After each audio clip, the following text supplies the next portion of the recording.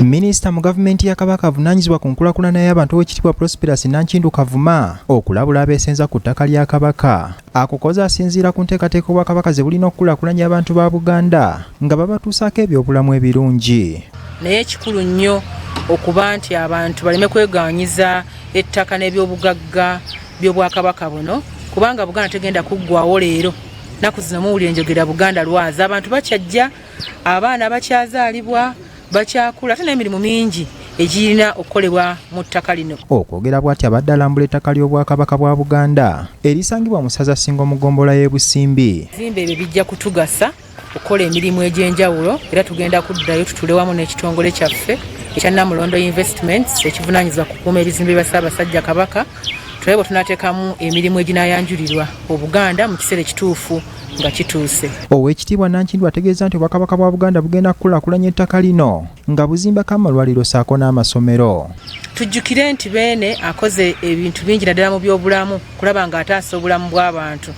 N'olwekyo wa mugaso nnyo eri Abaganda ali n'abantu ba Kabaka abalala abali mu Buganda ng'awaayo nga bamulaba nti alina amasomero agasomerwamu abaana okuva mu bitundu bya Uganda eby'enjawulo, akoze ku bujjanjabi obw'enjawulo ku bantu ba Beene mu Buganda ali n'abalala bava mu bitundu bya Uganda. Omwami wa Kabaka amulamulirako essaza Ssingo mu Kwenda David Nantajja ategeezezza nti ettaka eriri mu ggombolola y'e Busimbi litudde ku yiika 170 nga lyali lyesenzebwako ebitongole bya gavumenti eya wakati, kyokka yabutuukidde olwaleero ng'ettaka lino lyaddizibwa Obwakabaka era kyekiseera okulikulaakulanya.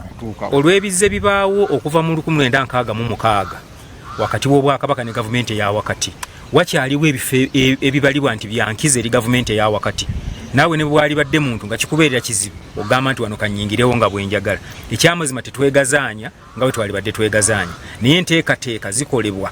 Ono yeekokodde abantu abakyalemedde kulimu ku ttaka lino, kyokka n'abasaba okuyita mu makubo amatuufu olwo balibeereko nga bamanyiddwa mu mateeka. Twetaaga abakugu batuyamba okulaba nti ebyo bye tukola byebyo ebijjayo ekifaananyi ky'Obwakabaka ekituufu. Byetaaga ensimbi. Twetaaga abatukwatirako okulaba nti tusobola okusitula omutindo gw'embeera z'abantu.